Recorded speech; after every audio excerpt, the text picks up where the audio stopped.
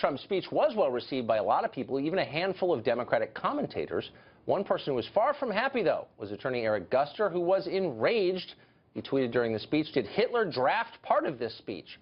He also tweeted that you are the civil rights issue of our time. POTUS.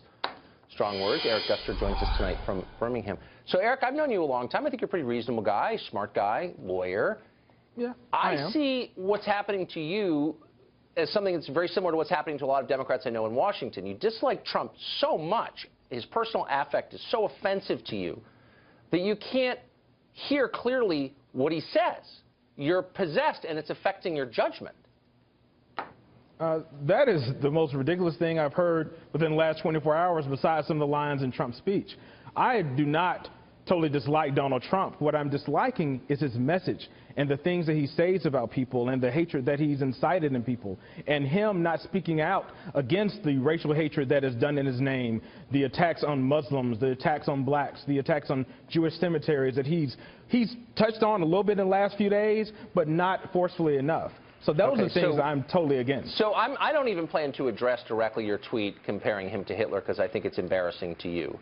But I want to get to what you just said. No, you read it. You read it. I know, but I'm embarrassed to bring it directly to you because I think you're above that and I think it diminishes you. But let me ask you about what you just said. You said Trump's speech last night contained racial hatred. I watched the whole thing. I don't think anyone could agree with all of it, but where was the race hatred in it? Trump has had a message of racial hate throughout this campaign, throughout his presidency that's only, a few weeks old. But what Trump has done is he has created this racial divide between Mexicans and Americans, between immigrants and Americans. So what he's done is created this divide, and that's what I mean in reference to the Hitler comment, in that Hitler used immigration and racism as their base, and that is what Trump has done. For example, I'm in Alabama. It's just so stupid. I don't even know what let me finish. Let me finish.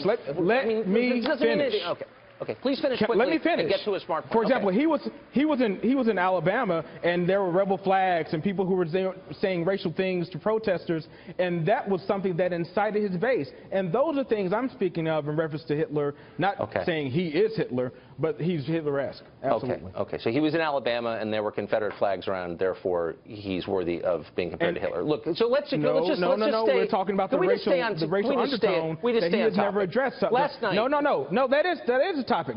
He's had racial undertones throughout his campaign that he never addressed, not even once. And that's a shame on him being the leader of the free world. Did you watch the speech last night? Because he opened up. I watched. But he opened the speech by saying there have been incidents of racial bias and they're wrong, and I disavow them. I mean, did you miss that, or do you think he's lying, or what should he have done exactly? I'm trying to take you seriously here. I will give him a gold star and a cookie for that moment.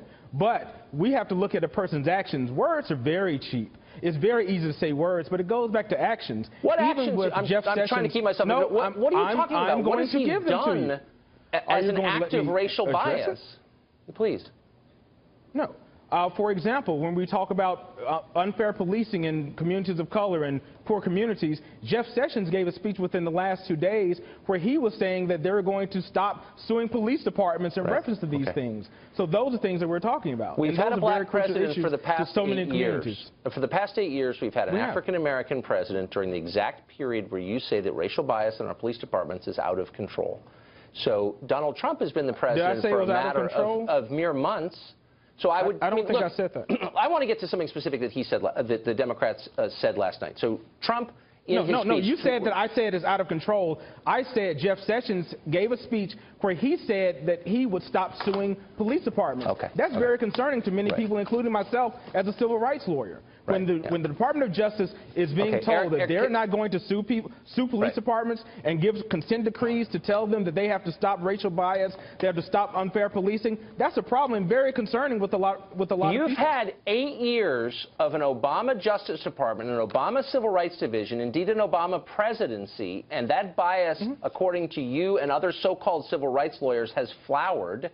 And I'm merely saying, if your real concern is racial bias and not just dumb partisanship, and I'm having trouble believing that, then you would have said something about the Obama administration's failure to take that on over 8 years in office.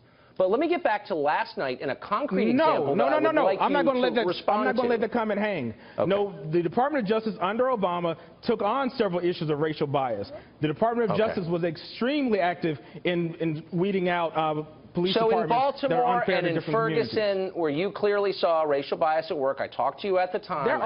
I don't remember you holding the president accountable for that. But again, this is one of those cul-de-sacs there are dozens of that's not examples. worth exploring. Let me ask you a very discreet question about last night. So Trump gets up there and says there are victims of crime by immigrants.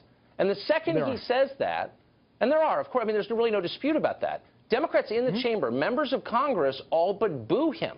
They bark at him. They express verbally their displeasure. And my question is, why? Why is it offensive to note the truth that there actually are Americans who have been harmed and killed by immigrants? Why is that bad to note? And by the way, whose side are you on if you're offended by that? No. It's not bad to note that, but we also must note the violence that is perpetuated by white nationalists. The violence such as the Charleston 9, which he has not mentioned.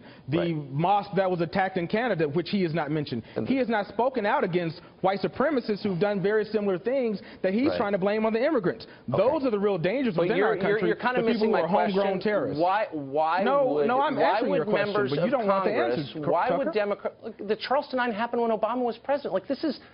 I'm losing patience, but I just want to get to I just want to get to this one question. Why would that make Democrats mad that he said that? And they were mad. They groaned audibly. It was picked up on mics. Why would that annoy them so much that he was noting that immigrants have hurt Americans? Like, what's wrong with saying that? Can you answer that question?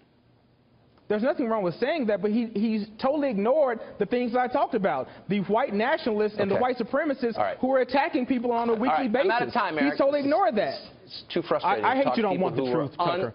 Unwilling to deal with reason. Thanks a lot for joining us.